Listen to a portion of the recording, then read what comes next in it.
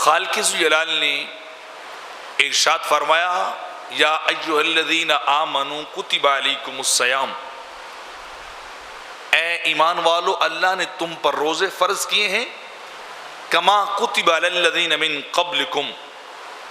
جیسا کہ تم سے پہلے لوگوں پر بھی اللہ نے روزے فرض کیے، لعلکم تتقون، اور روزوں کے فرض کرنے کا مقصد کیا ہے؟ تاکہ تم متقی اور پرہیزگار بن جاؤ، تقوی والے بن جاؤ۔ اللہ صرف اسی لیے تم پہ روزے فرض کر رہا ہے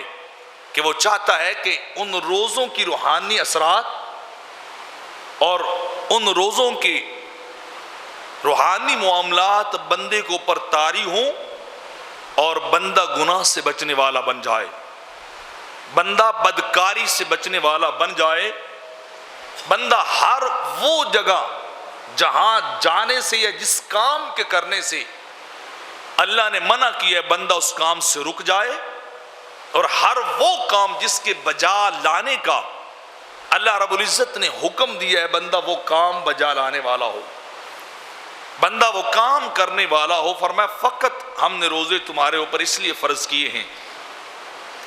آپ عبادات کا اسلامی تصور اگر اس کے اندر غور و فکر کریں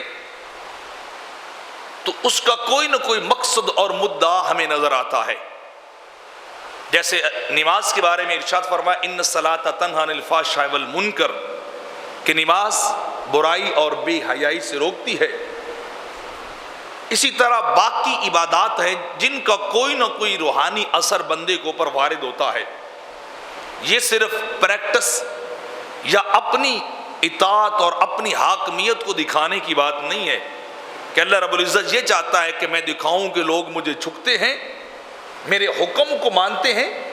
فقط یہ تصور نہیں ہے، جہاں یہ تصور بھی ہے کہ اللہ کی حاکمیت واضح ہو، اس کی معبودیت واضح ہو، وہاں یہ مقصد بھی ہے کہ بندے بھی سنورنے والے بن جائیں، بندے بھی گناہ سے بچنے والے بن جائیں۔ نماز کے متعلق فرمایا وہ بے حیائی اور برائی سے روکتی ہے، تو اگر انسان نماز بھی پڑھنے والا ہو اور خدا نہ کرے بے حیائی اور فحاشی بھی کرنے والا ہو تو سمجھ لیجئے اس کی نماز کما حق و ادا نہیں ہوئی،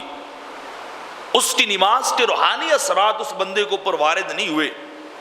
اس کے اوپر روحانیات وہ ابھی تک نازل نہیں، وہ یقیناً پریکٹس ضرور کر رہا ہے، وہ سر تو ضرور جھکا رہا ہے، سجدے میں جا رہا ہے، رکوع بھی کر رہا ہے، لیکن نماز کی حقیقت کو نہیں پا سکا۔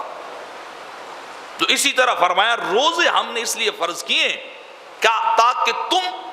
تقوی والے بن جاؤ، تم پرہیزگار بن جاؤ۔